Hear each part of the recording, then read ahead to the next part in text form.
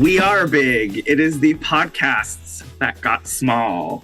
Hello, and welcome to a special Tony Awards predictions podcast of contending at the water cooler. We don't really do this very often, but let's play this fast and loose. I am Joey Moser, and I am joined by the very special guest of Frank J. Avella. Hey, Frank. Hi, Joey. How are you? Hi, good. How are you? I'm doing well. I'm sorry. I'm drinking water. No, I got wine, so we're all good. Oh, nice. Frank, I have to tell you, I don't know if I've said this to you before, but I do have to say I'm continually impressed by, number one, the amount of coverage that you give us, the amount of stuff that you see.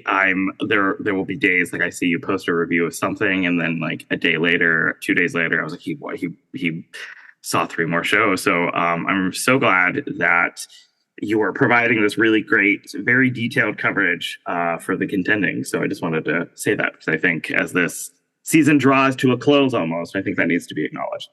Thank you so much, Joey. That means a great deal to me, and it's been great. I'm so grateful for the opportunity, and it's been a lot of fun. Exhausting sometimes, but fun. I can imagine. Yes. So on this podcast, we're going to talk about.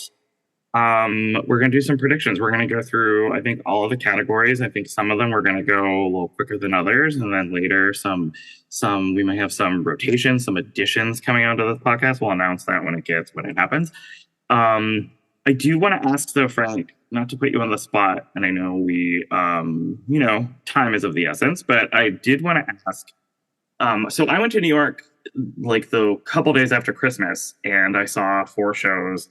And I was thinking about the whole season, this Tony Awards season, as I was in New York, as I was watching stuff and thinking about stuff that is coming up. And I just thought this is the first season in a long time that I was just like, if I would come to New York now, after the new year, especially, and going into the spring, I feel like I would not know where to start in terms of stuff that I wanted to see. So I guess I wanted to get your thoughts about how the season feels to you as a whole, because to me it feels like the epitome of an embarrassment of riches. It absolutely is. Like when I was a young gay boy growing up, going through my theater worlds, it was always like, oh my God, look at the 1960s. Look at all these incredible actors and incredible plays and incredible musicals. And that spilled into the 70s. And sometime in the 80s, we kind of, it stopped being that. I feel like this is a new golden age. It's such an exciting season. The Tonys aren't filling categories, spots the way they usually do, where they take a play that's opened and closed in a week because they don't have 4 nominees. That used to happen all the time in the 80s and 90s. This season has been, you're right, it's been whiplash just going to all these great shows and trying to figure out what to see and what not to see. And it looks like it's going to continue because the fall is looking great too. Yeah,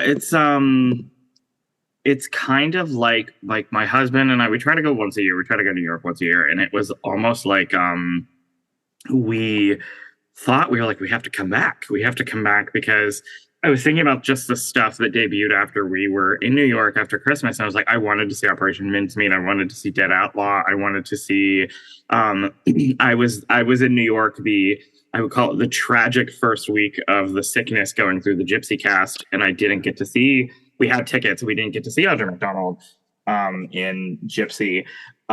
So sort of like we thought we might be able to come back in like March or April, just, timing didn't happen. So yeah, it does feel like everywhere you turn this season, there's a lot of really great stuff. And I think Audra is actually committed to doing it through the end of the year, so you have time. Okay. All right. My luck, I'll go out and it'll be, it'll happen again. Who knows? I'm so I have such anxiety. When I went to go see Death Becomes Her, I was like, I swear to God, better be in it. I swear to God. And they were, so it was fine. Okay. So, I guess, do you just want to dive into some predictions? Yeah, okay. Let's do it. Yeah, where do you want to start? Well, I wanted to ask: Are we doing the design categories as well? Because sure, we can barrel through. We can do it we can play that like super fast and loose. We can go super fast predictions if you want. Let's do it. If that's all right. Let's start with best sound design in a musical. How about that? Sure. All right. You want to? Yeah, read off the nominees. Jonathan Deans, Buena Vista Social Club. Adam Fisher, Sunset Boulevard. Peter Holinsky, Just in Time. Peter Holinsky, Maybe Happy Ending. And Don Moses Schreier, Floyd Collins. Sound design of a musical. Now I know what I want to win desperately, which is Sunset Boulevard. Yes, I feel like that is up there. I also think sound is so important to Floyd Collins as a show. It is. It is. It's such a. I've been in love with this. I'm a little sad that that show has sort of been given. It was like, oh, it's such a weird show. Oh, it's not good. I think that's a tough show for a lot of people. I kind of think it is Sunset Boulevard. Am I crazy? No, you're not crazy at all. Or it might be Buena Vista. Buena Vista is my prediction only because again, Buena Vista was up off Broadway last year. And so it, hasn't won any precursors, but it couldn't win any precursors. I just feel like this and featured actress in a musical are the two places they can easily give it to Buena Vista, even though Sunset deserves it. Yeah. I'm just thinking of band and breadth. So I'd probably put, I'm changing my mind already. I'm putting Buena Vista at number 1 with Sunset number 2, I think. That's what I'm doing as well. And with Just in Time, which is the only musical I haven't seen, by the way, at 3. Yeah. I was sick. And then they told me, no, we can't accommodate you anymore. No. Oh, that sucks. It does suck. Okay. Yeah. Oh, well.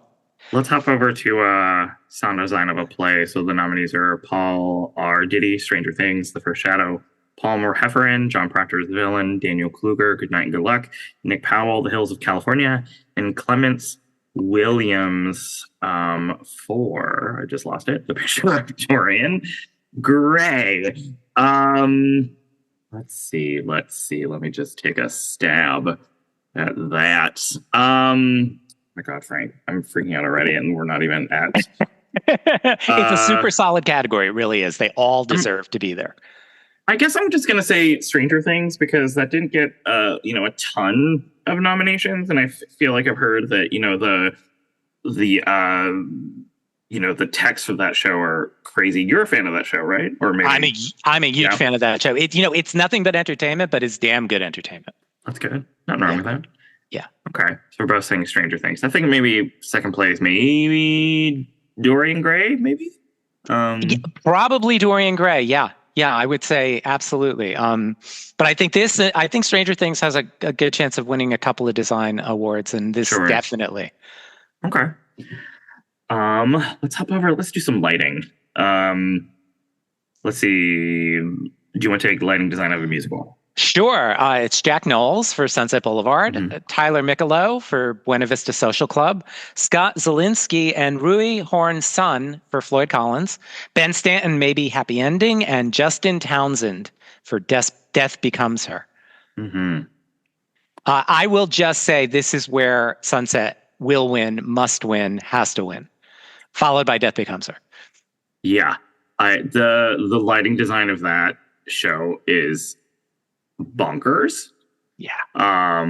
Especially when you add into, I thought when I saw the mechanics of the cameras, like especially with Tom Francis, driving with that thing around his body, I was just like, I'm sure I'm going to see shadows, and it's the shadows of the machines, and it's going to drive me nuts. Nope, it's not there. Every shadow is very intended. It kind of reminded me of when Sweeney Todd won like 2 years ago. And I was like, the darkness is sort of very, very intentional. So yeah, absolutely. Yeah. I mean, it was it was so intense. Yeah, so great. Okay, so lighting design of a play. No disagreements yet, I don't think. Lighting design of a play. David Bengali and Heather Gilbert, Good Night and Good Luck. Natasha Chivers, The Hills of California. John Clark, Stranger Things, The First Shadow. Natasha Katz, Hannah Wasilewski, John Proctor's The Villain, Nick Schleiper, The Picture of Dorian Gray. Now, strangely, if I can say this, I've strangely been obsessed with Natasha Katz since Aida. I was a huge Aida fan. My God. And I got obsessed with her because she developed new technology here. She usually wins more, I think, for musicals than she does for plays. So I don't think she's going to win for John Proctor. I guess I'm gonna think that this is sort of the same thing with with sound with Stranger Things. I guess I'm gonna go with Stranger Things. Absolutely. I'm going with Stranger Things as well. And Stranger Things deserves it. And I'm a Okay. huge John Proctor as the villain fan, by the way. Yeah. Okay. Yeah. I'm dying to see that. It's yeah, just picked up what best play at Gallica. So Yeah. which is great. Good representation there. Okay. So let's hop over to do you want to do scenic design? Sure. We can do scenic design. Sure. I'll do scenic design of a play first. Okay, sure. Marcia Ginsburg for English, Rob Howell, The Hills of California, Marg Horwell and David Bergman for The Picture of Dorian Gray, Miriam Bunther and 59 for Stranger Things, and Scott Pask, Good Night and Good Luck. Mm.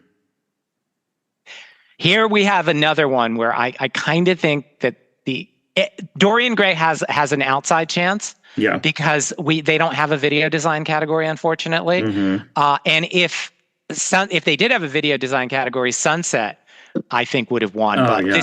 this is Stranger Things. Really? Yeah. Okay. I was leaning towards Good Night and Good Luck. I don't know why. Interesting. I literally have no reasoning for it. But, I think maybe because I was just looking at some pictures of Stranger Things, and it just looked really cool, and everyone being so impressed with it. Maybe just sweeps all the technical categories that it is up for because it is such an achievement. There is a shipwreck moment, and I won't give it away. Oh, yeah? That alone, I can't imagine Stranger Things not winning here. Okay.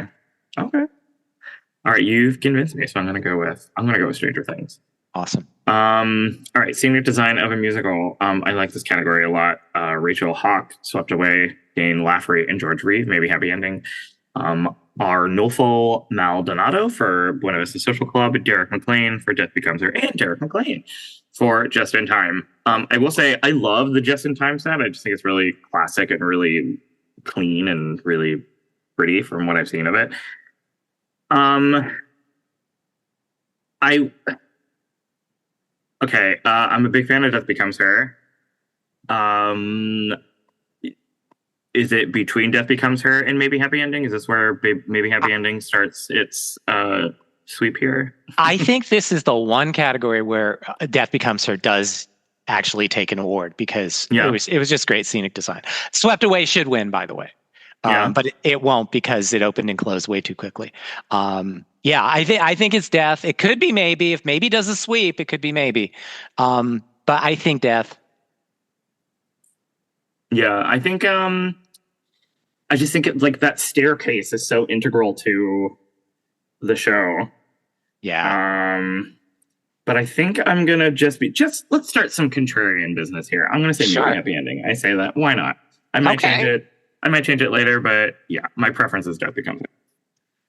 Then we're on to, I guess, costume design of play. Right. Oh my God! And I get the Brenda name to pronounce. Great. And I'm Italian. Okay, Brenda Abenandolo for Good Night and Good Luck.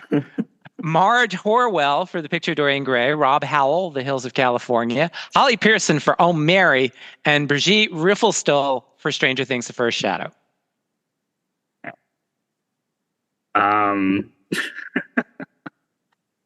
I want to say I kind of love the art of drag here for Oh Mary. Yeah. I'm like the only homosexual in the world who has yet to see that show. Oh. When I was there, when we were deciding what show we could possibly fit into a matinee, there were only, I think, 2 seats left. And the seats were like, it was, week after Christmas, it was like $1,200 and $900 nowhere near each other. And I was like, I guess we're not seeing Oh Mary. I'm going to go with Oh Mary with a picture of Dorian Gray to spoil. That makes absolute sense. I'm afraid I'm going to have to go Stranger Things again. Oh, I love that. Okay. Yeah, with a Hills of California spoiler, because the costumes in that were incredible. I did not know anything about that show until today, and I was reading some stuff about it, and I was like, this sounds incredible. Have you seen it? Oh yeah, it was Yeah. absolutely astonishing. It was 3 hours that went by like 45 minutes. Okay. Yeah. Oh my Yeah. God. I've actually never seen a play on Broadway, which is weird. I can't believe I've never seen one, which is kind of crazy. Wait a minute, Joey, did you just say you've never seen a play on Broadway? I've only seen musicals on Broadway, Oh my God. All right. which is Well, isn't that crazy? Like yeah. I was when I was in college, I was like one of the only musical theater major people who I was so excited to do a play, anything, anything to do with a play. Like I remember I did a production, not in college, but I did a production of In Inspector Calls, and someone I had like person after person after person was like, why do you want to do this? I was like, it's a good classic script. I like it. And they were just like, but there's no music. And I was like, you guys are weird. So It's a I don't, great play. yeah, okay. Oof. All right. Let's see. Paul Tazwell's costume design of a musical. So the nominees for costume design of a musical are Didi Ayeti, Buena Vista Social Club, Greg Barnes, Boop, the musical. I'm so sorry. Clint Ramos, Maybe Happy Ending, Paul Tazwell, Death Becomes Her, Catherine Zuber, Just in Time. I think if there is a guarantee of a guarantee, it's Paul Tazwell. I believe it's Paul Tazwell too, with Boop being the spoiler Oh, here that because song. Oh, uh, and the costumes. I mean, the black and white that they did, and then the color. Like you had the chorus turning around, and it was color, yeah, and then turning around. It was incredible. yeah. Oh, I'm actually a little. I mean, they announced today that Boop is not. They're not letting Boop perform, which is a bummer. Yeah, Um, especially since they're letting Just in Time perform. It's not aren't really they letting fair. real women perform too? Yes. Yeah. So where's the fairness in that? But also, it's weird because Boop the musical is so I don't know, I'm gonna say old timey, but I mean like that appeals to what maybe people at home would think about like tuning into the Tony Awards to watch, like a big, colorful, splashy. I'm not sure maybe how many people at home are still fully aware of who Betty Boop is, but it's something that has a lot of historical value, I guess. I think it's really sad, and because one little, even 2 minutes, could save the show. Yeah, I mean, you don't ever know what is going to be a viral moment. And you don't know what people are going to be talking about the next day. But I know that I read today that they were going to perform, forgive me, I don't know the name of the song, Where's Betty? And that's a song that they wanted to do. And I've seen that song all over TikTok. And that's the song that everybody loves, just because of how great it is. And I'm so sorry. It's going to take me. It's how hard it is for me not to do the we can go see Boop TikTok thing. It is so hard. I've been laughing about it all day. When I saw that's what you titled the podcast, I was on the floor. Okay. We could go see Boop. I even was telling people at work who know nothing about theater and know nothing about I explained the whole thing to them, and they thought it was fun. Okay, where should we go? Should we go? Orchestrations. Oof. Okay. Andrew Resnick and Michael Thurber, Just in Time. Will Aronson, Maybe Happy Ending. Bruce Coughlin, Floyd Collins. Marco Puagua, Buena Vista Social Club. And David Cullen and Lord Andrew Lloyd Webber for Sunset Boulevard. Yikes.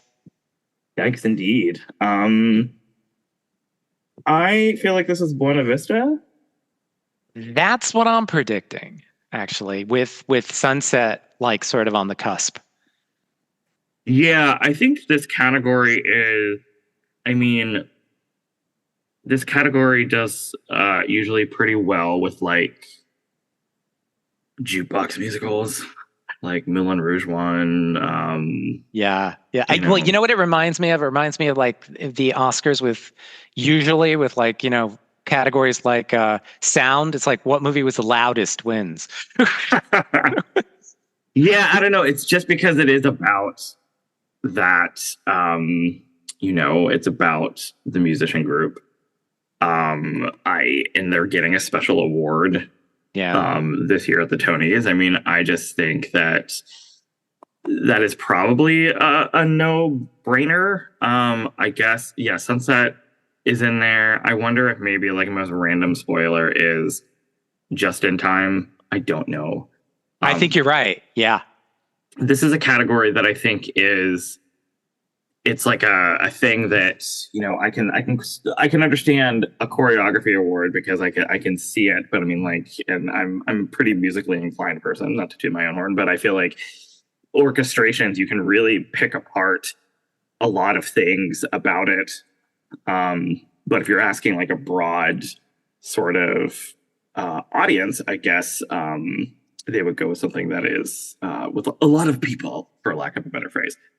Yeah, I think so. I mean, Jonathan Tunick won last year for Merrily, and it was the first time he ever won for a Sondheim musical.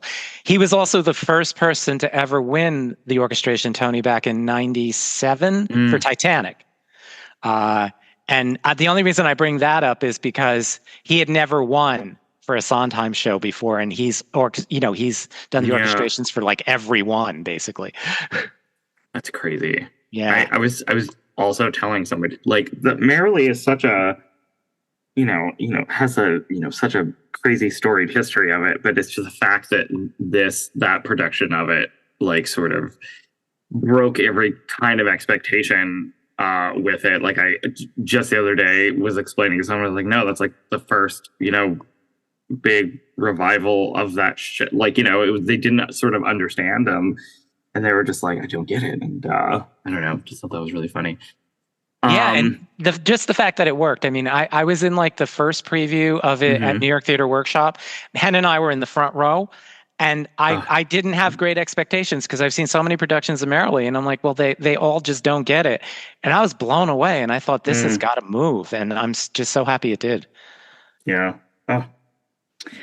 I saw Daniel Radcliffe in How to Succeed like however many years ago, and I was so thrilled that he won a Tony for that show because I thought he was wonderful. Yeah. Okay, let's go to choreography. Sure. So we have Joshua Bergassi, Smash. Remember Smash?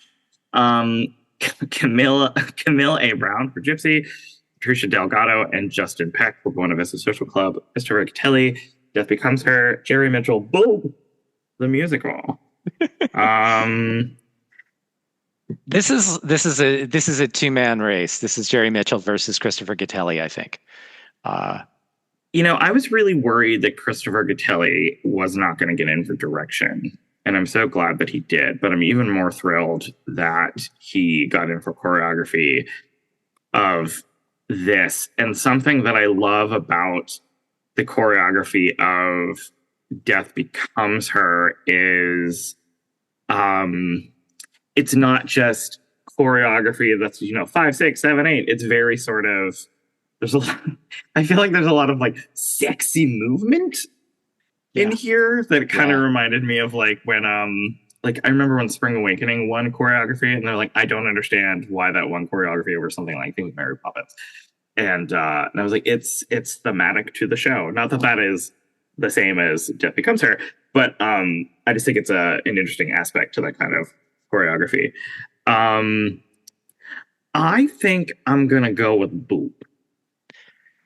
Okay, then I will go with Death Becomes Her just to, stir it up a little bit. Although I think Boop deserves it more. And I've seen all 5 of these, and I won't talk about Smash because I hated it. But yeah, the choreography was okay. Smash. Yeah.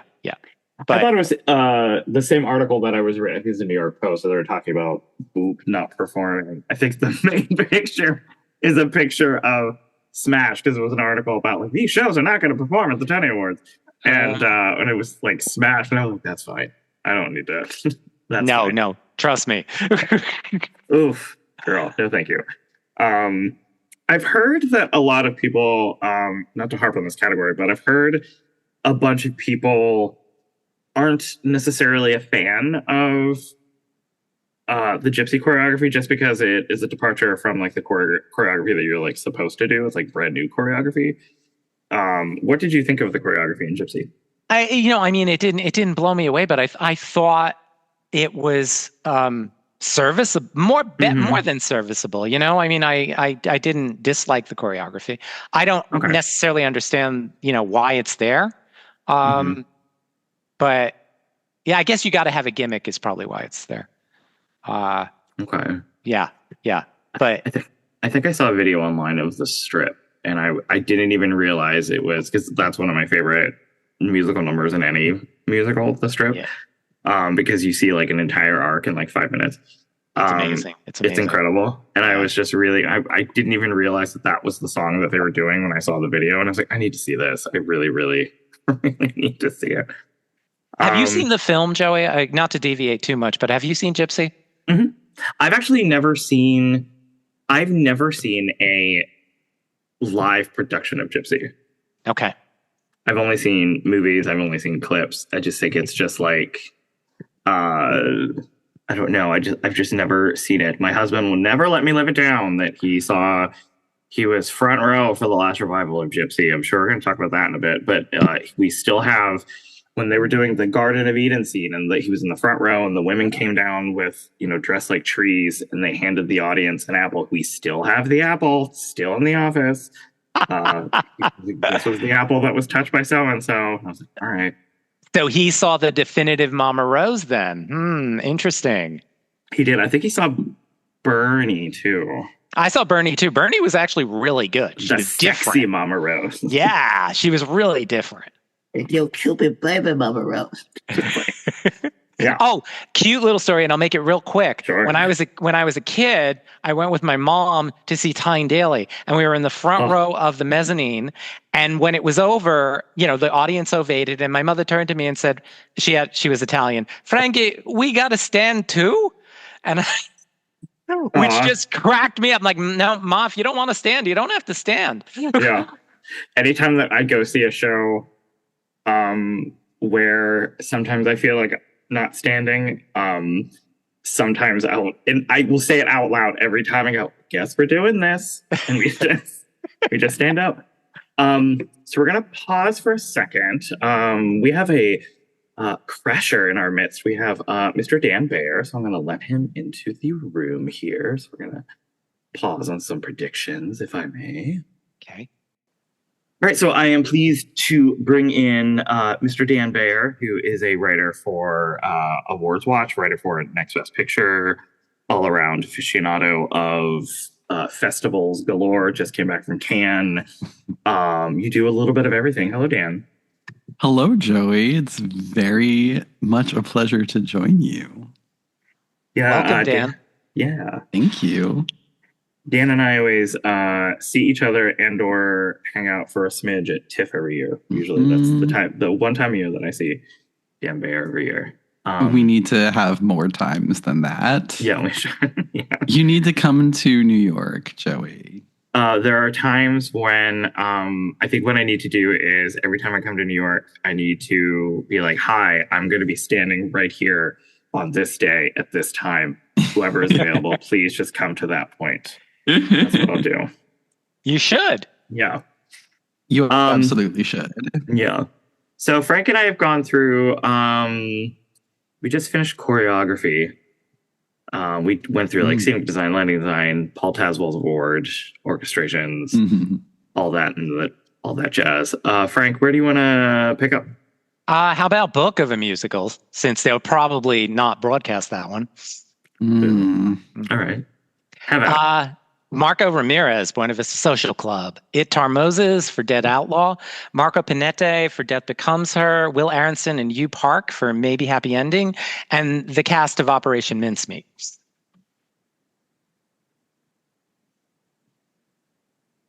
Okay.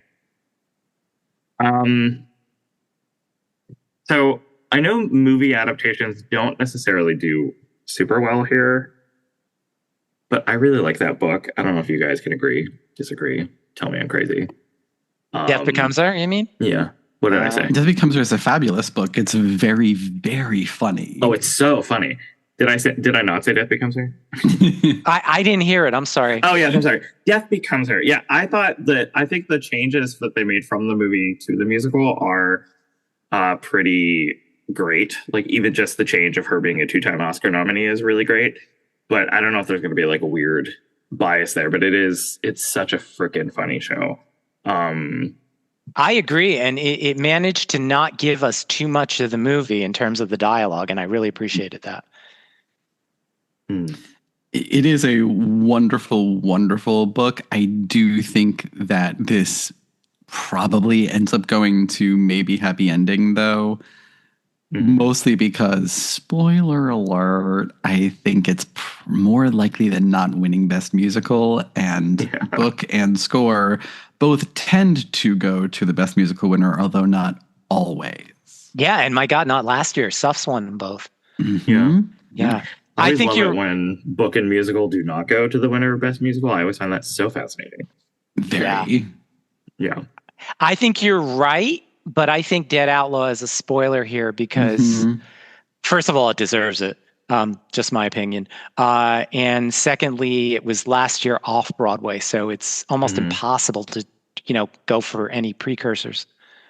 Yeah. Yeah, I'm gonna go with maybe happy ending too. Yeah. Because I think exactly what Dan said. Spoiler, but yeah. Okay. So we're all locked in there. Let's jump over to let's do Escola. Yeah. So we have Dead Outlaw by Eric De La Pena and David Yazbek, Death Becomes Her, Noel Carey and Julia Madison, Maybe Happy Ending, Will Aronson and Hugh Park, Operation Mincemeat, David Cumming, Felix Hagen, Natasha Hodgson, and Zoe Roberts, and Real Women Have Curves, Joy Huerta and Benjamin Velez. Again, conflicted that I'm not predicting Death Becomes Her. I just think it's really fun and snappy. I am always I feel like I'm a David Yazbek apologist a lot. I love Dirty Rotten Scoundrels. Hey, I love Women on the Verge of a Nervous Breakdown, so there you go. Oh, wow. Okay. Oh my God. I think I erased that from my mind. A lot of accent from that. I think maybe Happy Ending is just so, I don't know, it's just so, I don't want to say charming because that sounds sort of reductive almost, but it's just, I don't know, there's a vitality and life to that score that I think is really beautiful. I feel like when I was listening to it all day today, I was like, that score takes me somewhere. And that's what I think. I am very conflicted. I love the lyrics for Death Becomes Her, but I think the music is not always the best. It's not the catchiest melodies that they have going on there, but the lyrics are so clever and so funny. Yeah.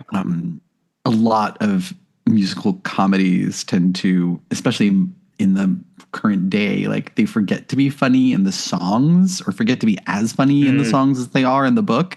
And Death Becomes Her is just as funny on both sides of the equation. Yeah. But I don't think it's going to win here. I do think it's maybe Happy Ending. And the reason that I say that over Dead Outlaw is because everyone says exactly what you said, Joey. Everyone I know who has seen this musical is like, oh, it's just so nice. The music just made me feel so many wonderful things inside. And half the people I know who have seen Dead Outlaw just straight up did not like the music at all. So I think that overall feeling is just too much to ignore. Yeah, I'm kind of going to second what Daniel just said, even though I vehemently disagree with the people who say that about Dead Outlaw. It's the only score that they released the first 7 songs and I've just been playing them over and over again. It's the only one that I've listened to over and over again. Maybe Happy Ending to me is, I don't know, kind of mediocre. Sorry. Not sorry. But I predict maybe Happy Ending. Yeah. Okay. All right. We're getting to some good feelings here. I like that. All right. Where do you guys want to go next? And Dan, do you have like the nominees in front of you by chance? I do indeed. All right, let's go to let's go to direction. Okay. Do you want to do direction of a play or a musical? Pick your poison. Go ahead, Dan. Ooh, I will do best direction of a musical. Okay. The nominees are Sahim Ali for Buena Vista Social Club, Michael Arden for Maybe Happy Ending, David Cromer for Dead Outlaw, Christopher Gattelli for Death Becomes Her, and Jamie Lloyd for Sunset Boulevard. And it greatly annoys me to say that I think Jamie Lloyd may be winning this. We're going to come to fisticuffs, Daniel. Go ahead. Of this group, that show is the most obviously directed of the bunch.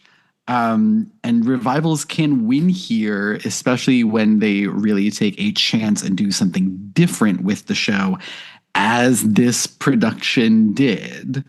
I thought you were going to say it doesn't do anything different. I was like, okay, wait a minute. No, the whole concept of this production is let's take everything that you know about Sunset Boulevard and strip it away. Which, for some people works. I think that Michael Arden will definitely put up a good fight, and I think he may even pull out the win, just because I know there are a lot of people who cannot stand Jamie Lloyd just in general and his style. So that may cost him some votes that I would imagine would mostly go to Michael Arden. But I mean, if we're talking about my personal vote, I would give it to Sahim Ali. I think Buena Vista Social Club is so elegantly directed in every scene, but I don't think he stands much of a chance, unfortunately. Frank. Oh God. A rebuttal? Yeah, I'm so sorry. I don't agree with anything you said at all. No, I think Jamie Lloyd deserves this. I think what he did with he. I'm not even saying that Sunset. I never thought Sunset Boulevard was a mediocre musical, but I think what he did was astonishing. Anybody who's read my going on and on about Sunset Boulevard, no, I don't think he's going to win. I think that the Tony voters are going to throw this to Michael Arden, who does not deserve it. I hope David Cromer pulls out a surprise. That's all I'll say. I'm predicting Michael Arden just so he can say I'm a faggot with two Tonys. Emmy, Grammy, no, with two Tonys. I would love to. I need to see the show. I loved his work in Parade. So I think that had a lot of delicacy amid a lot of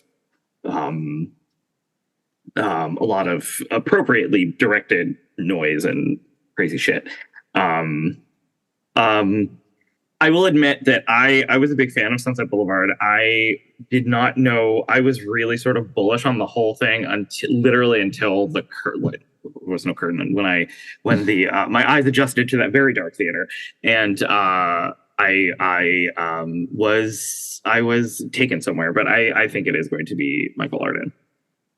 I just want to throw in that I think Swept Away was denied a deserved nomination here. It's so tough when shows close so early in the season. Yeah. I think I was there the weekend that it closed, and then Frank, whenever my performance of Gypsy got canceled, Frank was like, "Go see Swept Away." Yeah. All right, let's go to direction of a play.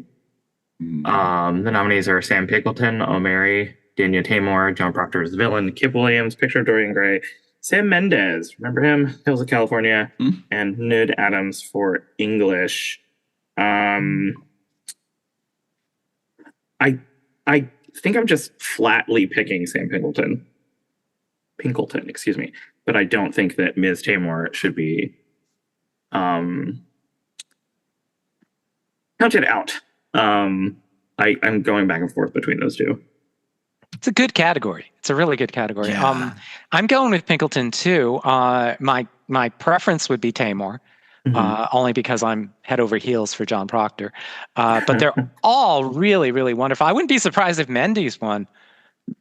Yeah, it's really weird. Like Hills of California managed to get the most nominations of any play despite being closed, Yeah. which usually is more of a hindrance to musicals than plays in terms of winning. But even still, like it's odd that that show did so well, like so well, despite being closed.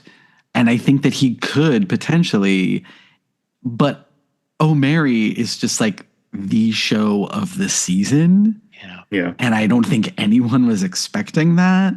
And I feel like how can they not give it to Sam Pickleton at this point? Even if like watching the show, you're not going like, oh my gosh, this direction is so fantastic. Yeah. You really responded to the script and the performances, I think, more so than the direction. But I don't know. If I'm looking at this list and I see Oh Mary, I'm going like, yeah, I'm voting for just that show in every single category because it's the best thing I saw on Broadway all year, Yeah. And I think a lot of people will do the same. I think it's kind of crazy that it's, and I mean this without any kind of irony or anything, that it's kind of nuts that Oh Mary, for as huge as it is and what a sensation it is, it still almost feels like an underdog in a lot of ways, just because it is what it is. Yeah. It's the Escola of it all. It's the drag of it all. It's all of it all. I don't know. It just feels, it's kind of crazy that it lives and exists in that place all at once. It really is. Yeah. I'd love to see it sweep. Me too. Me too. Yeah. I'm so excited to hear Escola talk and make people feel things. That's fine. All right. So I guess we're getting towards we're getting towards performances, yes? Yeah, I think we're there. Okay, yeah. I can't remember my own life. Okay. Let's do, because I know we want to talk about lead actress in a musical. Let's do performance by a featured actor in a musical. Okay. Whose turn is it? Anyone? Someone go. Okay.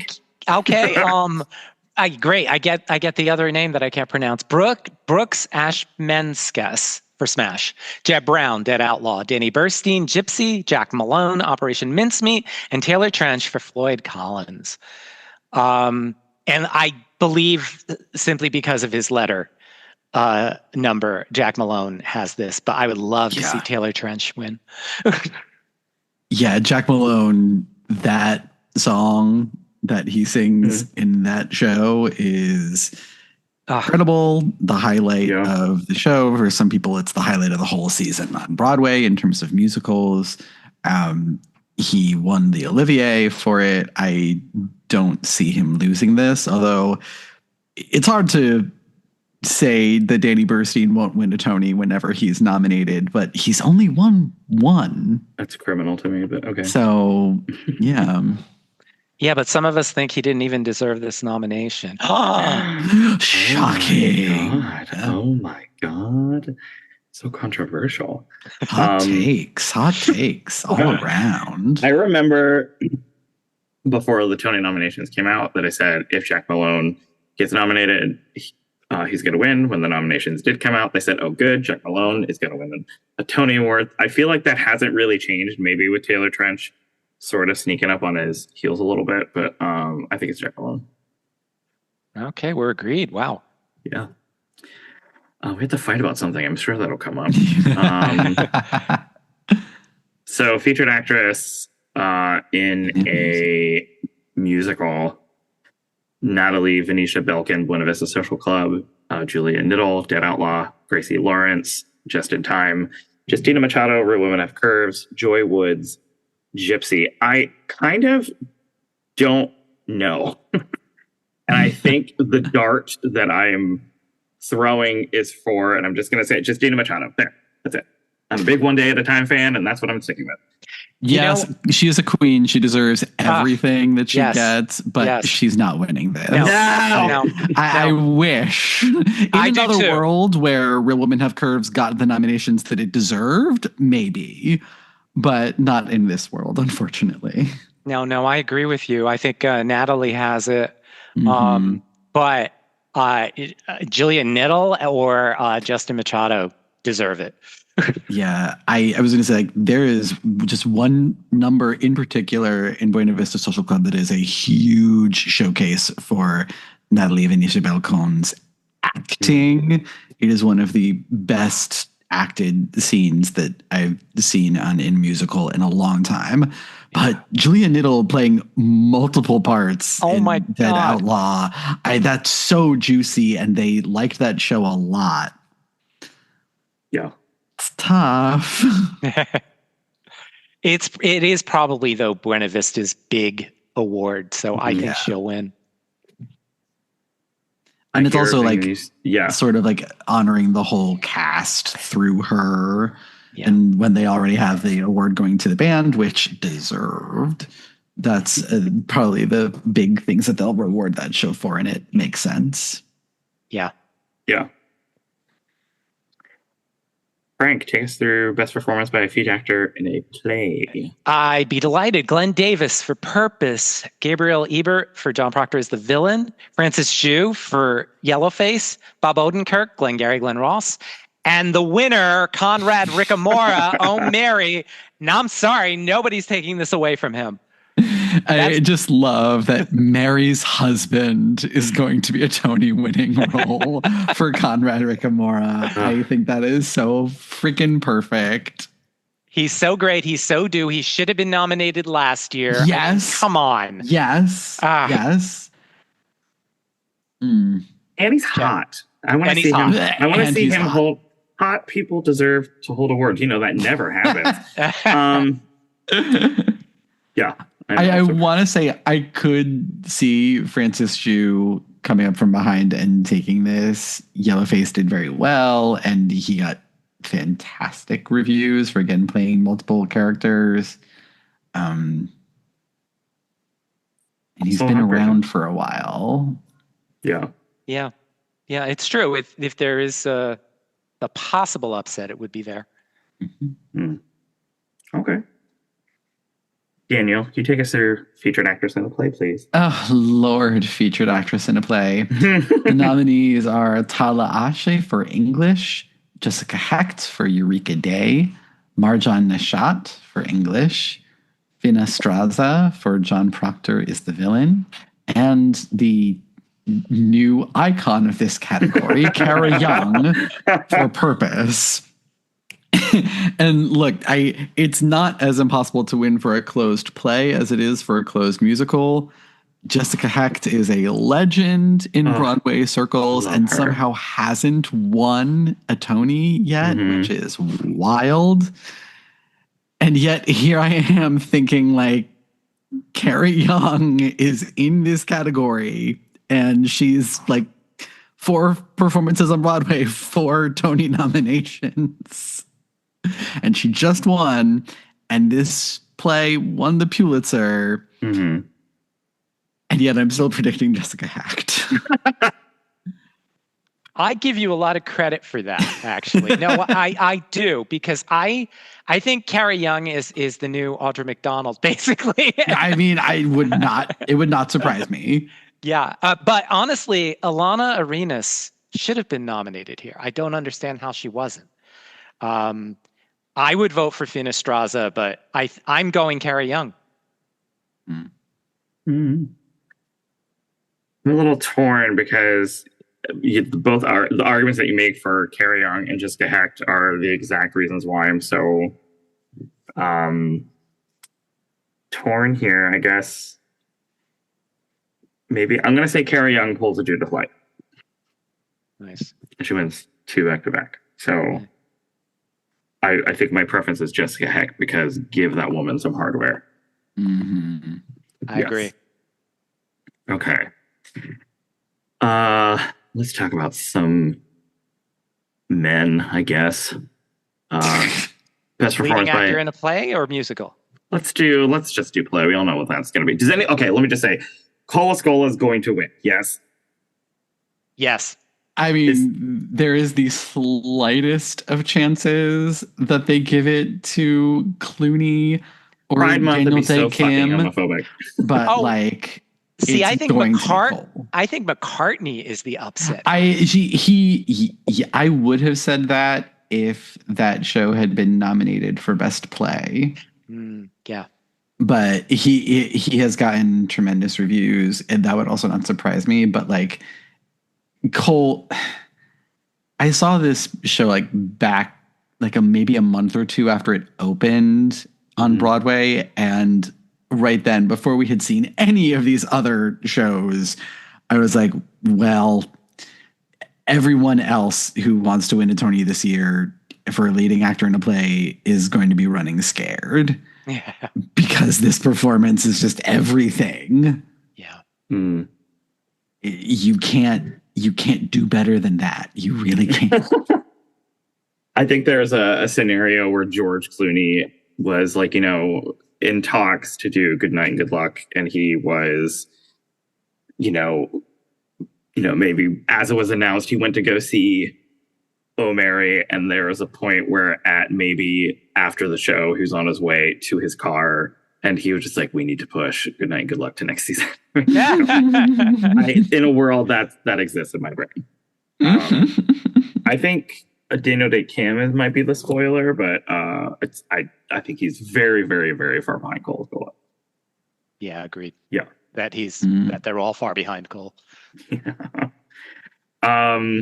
All right, let's do lead actress in a play. Nominees are Laura Donnelly, Hilda California, Mia Farrow, The Roommate, LaTanya Richardson Jackson, Purpose, Sadie Sink, John Proctor as the villain, Sarah Snook, Picture of Dorian Gray as Dorian Gray et al.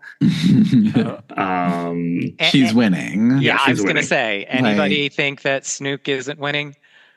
The only possibility, I think, is Laura Donnelly for The Hills of California, who did tie with Sarah for one of the big awards and won the other outright, but because Sarah wasn't eligible because she was in like the solo performance category there.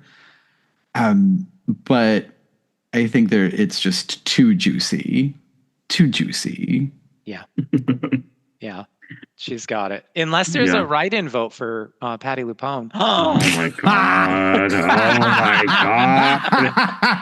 God. We'll get to that. Yeah. All right. Nitty gritty. Lead actor in a musical. Who wants to take that? You guys can have it. Okay.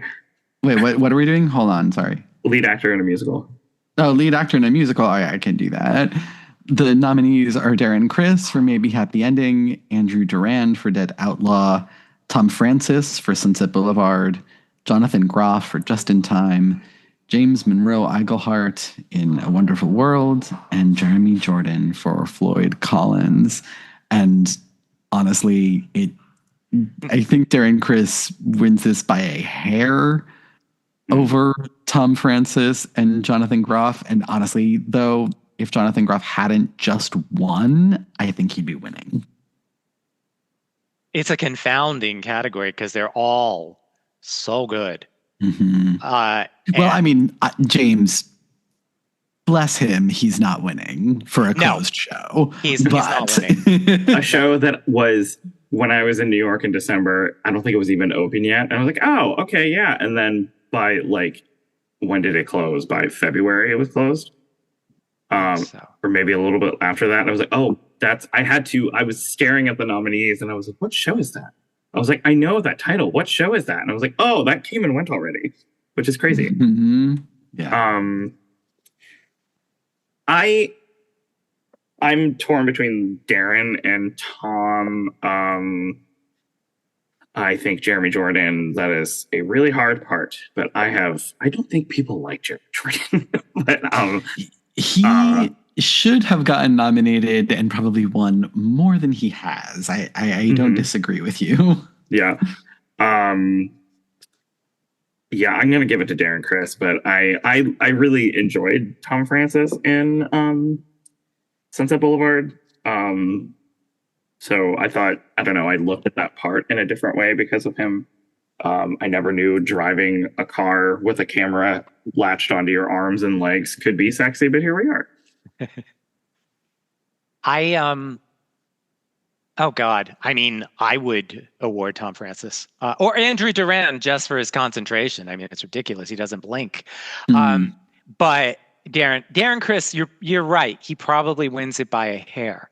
But I say look out for Jonathan Groff winning a second time. It's not impossible, although the last time someone won back-to-back Tonys was like Gwen Verdon. So, it's been a few decades. Yeah. Okay. So let's get to the main event. Oh God, lead actress in a musical. Yes. Luck. All right. Megan Hilty, Death Becomes Her. Audra McDonald, Gypsy. Yes. Jasmine Amy Rogers, Boop. Yeah. Nicole Scherzinger, Sunset Boulevard. Yeah. Jennifer Samard, Death Becomes Her. Yikes. 2 weeks ago, this was a really difficult category to predict. I cannot wait to hear what the end of that sentence is. I think I have a feeling I know what's Me coming. too. I know exactly what it is. Yeah. Look, no one gets Patti LuPone to apologize for anything. But she says one slightly mean thing about Audra McDonald, and 500 Broadway people come together to write an open letter, and she apologizes. It is clear that the Broadway community really, really, really loves Audra McDonald. This is very true. I mean, this is very true. Voting is still open for 3 more days? So I think that this happening right when it did, pushed her over the top. I really do. In a very close race between her and Nicole Scherzinger. And honestly, any of the 5 of them would make a fantastic winner. But, I mean, the recent events, I think Audra just sealed the deal. Yeah, I wrote it in my in my handicapping. I mean, yeah, I think unfortunately, you're right. Obviously, I'm Team Scherzinger, but I actually officially predicted Jennifer Samard because I think if Scherzinger and McDonald cancel one another out, it is not Rogers, it is Samard. That would be interesting. I was so I was excited that you said that, and I was also not miffed because I was just like I was going to come in with that because I don't know, and this was before this was amid all of this stuff that is happening, and then she hasn't won anything for it, so I mean I think I'm just going off of TikTok views of how much people just love everything she says every time she opens her mouth. Whether you can understand it or not, they can. They all love it. So, and she was getting nominations left and right before without her co-star, which to me is criminal. But yeah, I think I am. I think I'm going to go with Audra. As much as I swear to God, though, if Jasmine wins, they better pronounce the title of that show correctly.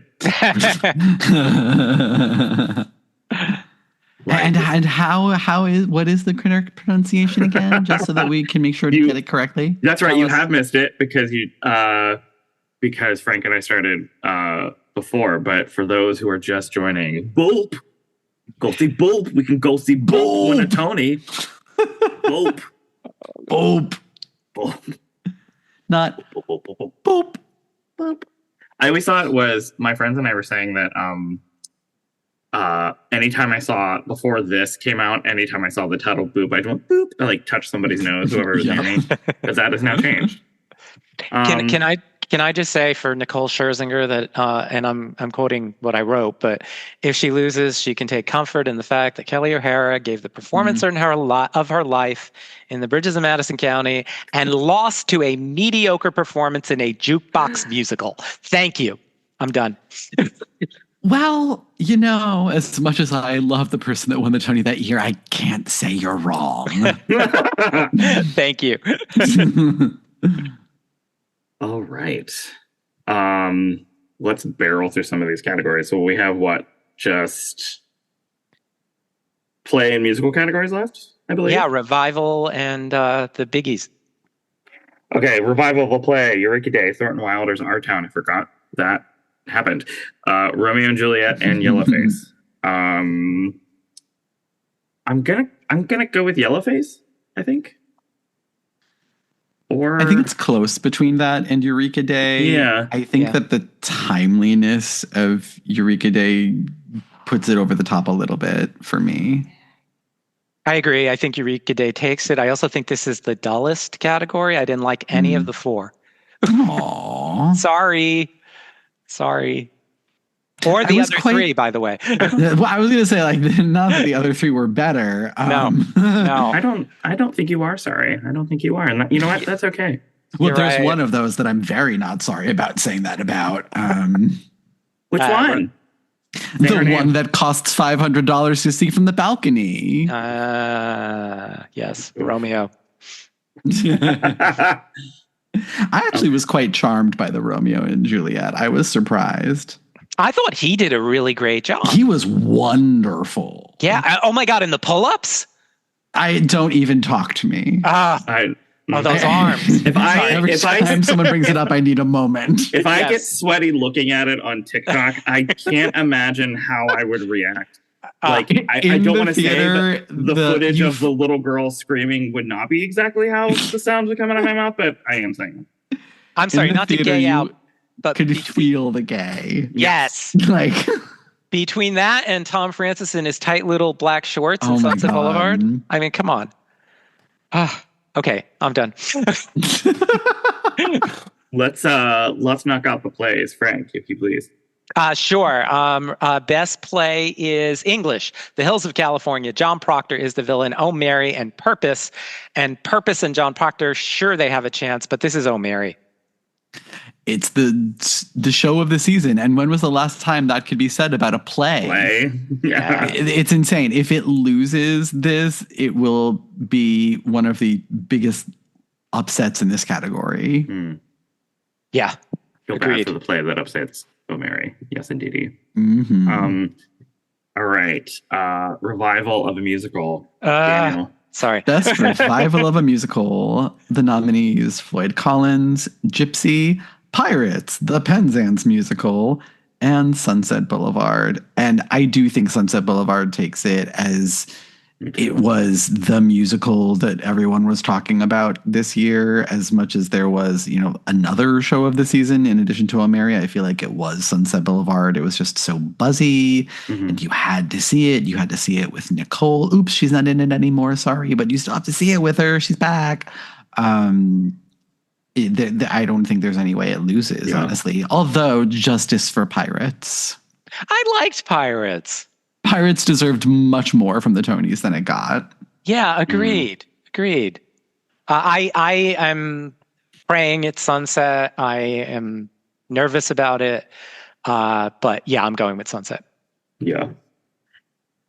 I remember we didn't have tickets for it originally, and we went to see a matinee, and when we just went up to the box office because it was close to where we were staying. And my husband went up to the window and he was like, "So can you tell me?" And the guy just went, "Yes, Nicole Scherzinger is in it in the matinee." And we're like, "All right, let's buy the ticket." I love it. Poor box office employee. All right, so we come to Best Musical: Buena Vista Social Club, Dead Outlaw, Death Becomes Her, maybe Happy Ending, and Operation Mincemeat. I feel like it is maybe Happy Ending. At this point, it would feel a little bit strange if... Not strange, but it feels like Death Becomes Her doesn't have all of the other wins to back up that as much of a sensation as that musical is. But I also know people have a lot of passion for Buena Vista Social Club, and that those are the three that have the same amount of nominations with 10. But I'm going to give it to maybe Happy Ending. Yeah, I'm predicting that too. Yeah, I think if they want to make more of a political statement, or they want it to be a little meatier, then sure, they can give it to Buena Vista Social Club in that case. Buena Vista Social Club would be my preference, but I'm not voting for the Tonys.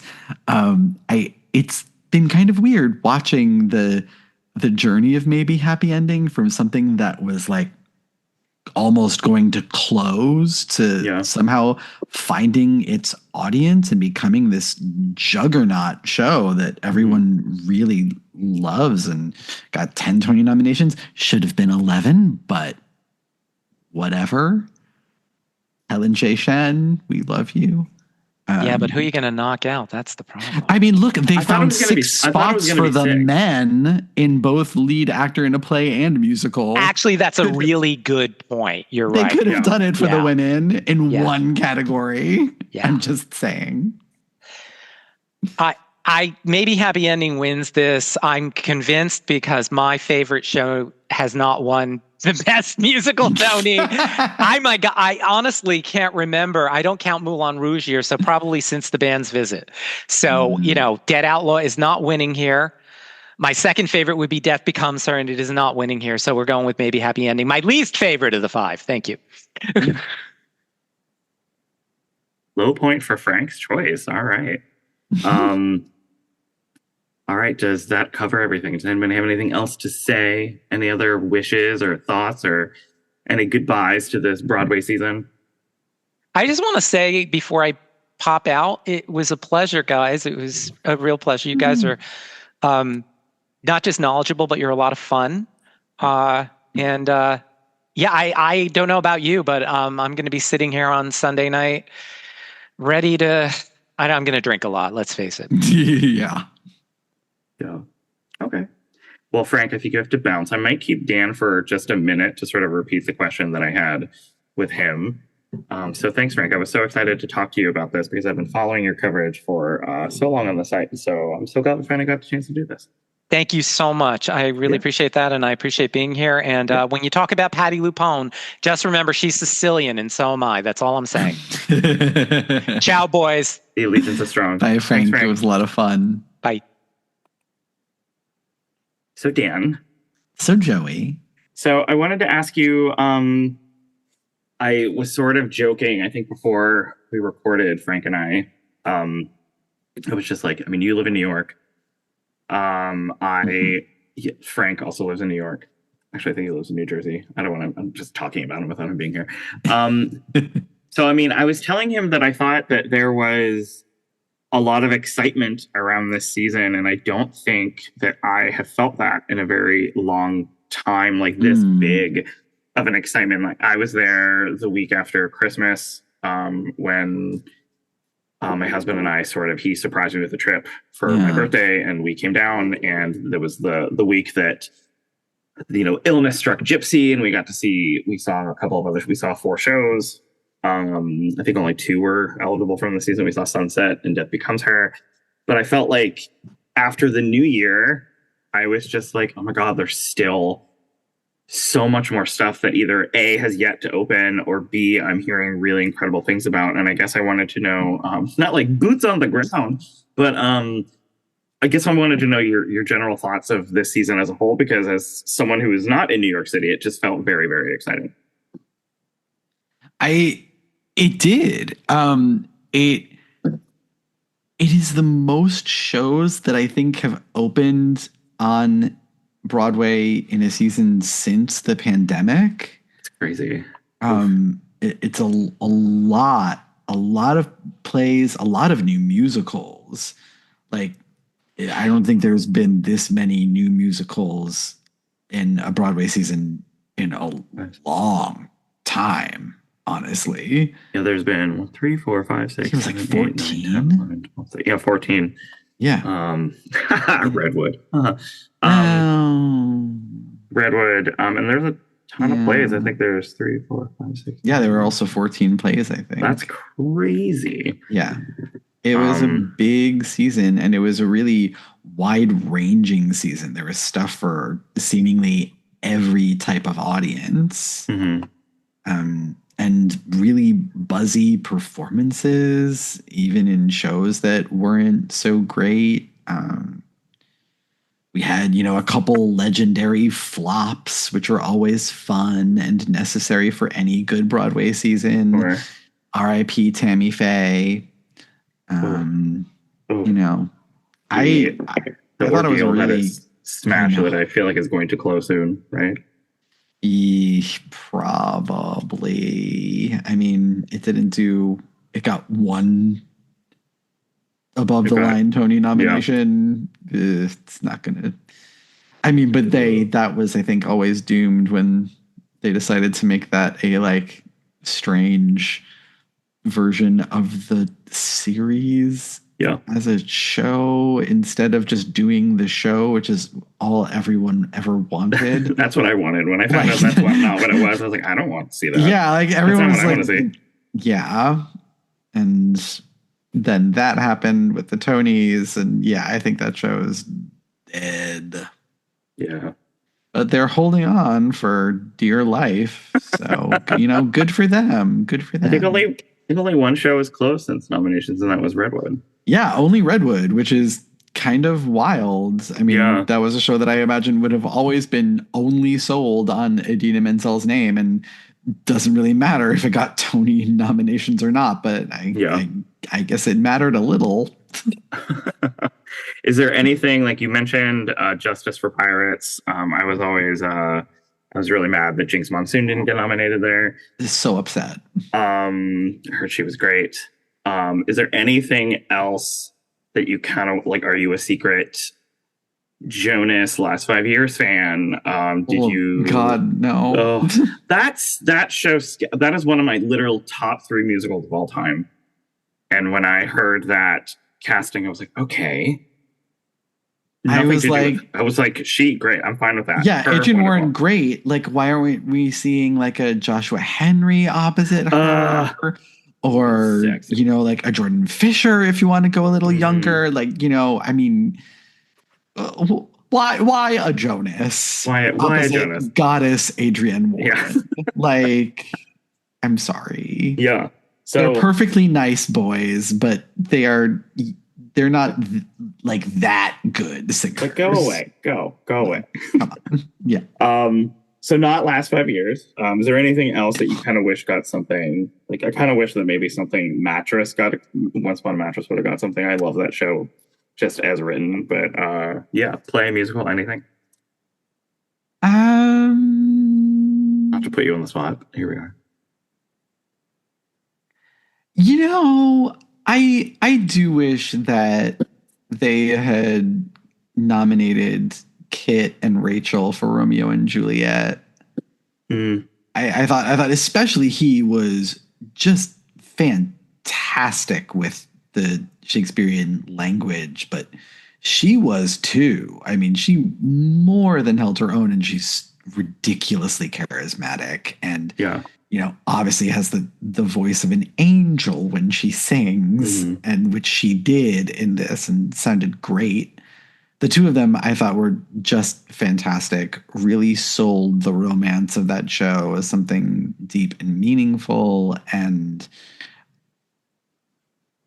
I mean, I overall responded to that production better than a lot of people did, but I thought they would have gotten nominations and they didn't, but they deserved. I think they deserved.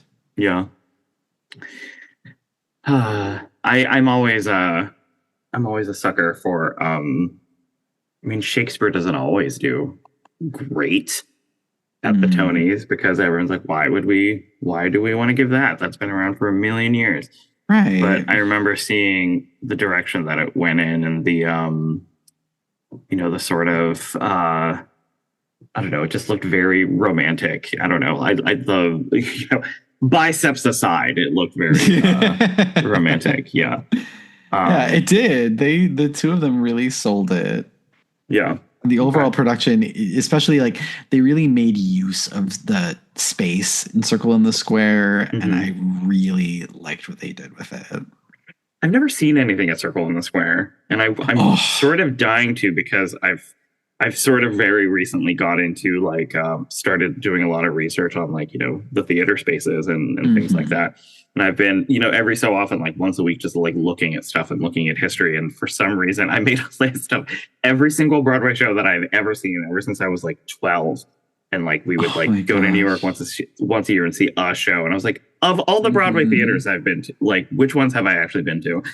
And it's a lot of repeats, I will say. And Circle in the Square is one of the ones that I'm sort of like dying to get into, but I just haven't made it there yet. It is one of my favorite Broadway houses. Not every show that goes in there is great, but most of them are, because like if you're going into Circle in the Square, then you have to be ready for Circle in the Square. It's a very unique house in that it is, a theater in the round, or a 3/4 thrust if you want to do it that way. And it's very unique. And it allows for some of the coolest experiences I've ever had in a theater. I really wanted to go see Godspell there. And I was like, I think if you are a fan of Godspell, you are willing to feel uncomfortable by the actors who are in Godspell. And I wanted that experience. I say that as somebody who has done Godspell twice. And I know how audience members are like, go away from me. I wanted to be on the receiving end of that for some reason. Because I'm a weirdo. I guess last question that I can put you on the spot with, if you don't mind.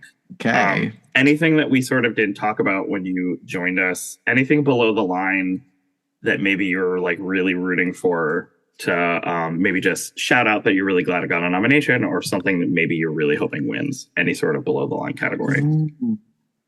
Nice and broad.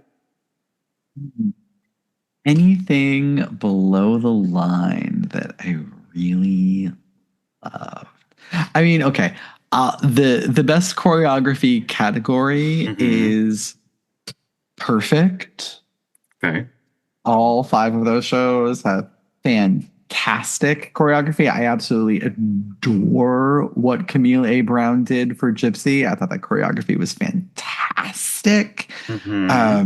Obviously, Christopher Gattelli's stuff for Death Becomes Her is fabulous. And if you count like the falling down the stairs transformation scene as choreography, which I do, it should, like, that automatically is worthy of a nomination. Yes. And obviously, like Joshua Bergassi, I haven't seen Smash yet because I don't want to, but like Joshua Bergassi is very talented, and I have not seen Boop yet either, but the clips that I have seen from it, Jerry Mitchell is going like full whole hog with it. And when Jerry Mitchell breaks out all the stops, it's going to be amazing dancing, and it is here. And I was completely captivated by the choreography in Buena Vista Social Club, the collaboration between Patricia Delgado and Justin Peck, married, a lovely couple, but even lovelier creating this dance together. I thought, and they did a fantastic job. And even as the show goes on, it got more narratively involved, the choreography. It was some really special moments that happen on that stage when they intermingle the traditional Cuban style of dance with some more contemporary stuff that it really took my breath away at some point. So I love this whole category. I wish they could all get Tony Awards, but they can't. It will be very difficult between Jerry Mitchell and I think the team from Buena Vista. But I think one of them will win. I'm tentatively saying that Buena Vista Social Club will win just because it's very different, but it would not surprise me if Boop won that at all. Boop. So sorry. I've apologized for that like 8 times. I think maybe Jerry Mitchell's going whole hog because he has to choreograph his gorgeous boyfriend. He's like, oh my God, I have to, like, what a beautiful couple they are. His forgetting his boyfriend's name, Ricky A. Schroeder, made his Broadway debut in that show. So it's like gotta prove it there. Okay. Yeah. All right. Well, thank you so much for joining me, Dan. It's been delightful, Joey. Yes. Thank you so much for inviting me. Of course. Thank you again on behalf of Frank, who left us a little early. I will say one thing that I want to say, if I may, about Death Becomes Her. My favorite memory of seeing Death Becomes Her was when I was in line for the bar at intermission. Loved how like aggressively gay that audience was. Yes, I'm sure was in every when I saw it. Yes, it was around the holidays, so it was aggressively gay. A lot of gays on vacation, and I was standing behind what I assume was a straight couple. It was a man and a woman, younger, maybe early 30s, and he was looking through his program, and they weren't talking, and all of a sudden he puts down the program, looks at her and goes, "Oh, for the gays, like with your eyes, gays." And she like very slowly turns her head and goes, "Yeah, for the gays." Like, you didn't get that? It was like, I had such a hard time stifling any laughter. I feel that is my favorite memory, I think, of this Broadway season. So, oh my like, God.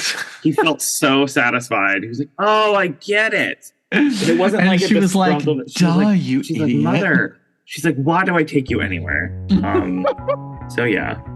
All right. So Oh my let's gosh. get the hell out of here. Please remember to subscribe to our main podcast, Contending at the Water Cooler. I guess this is technically an offshoot of that once a year offshoot.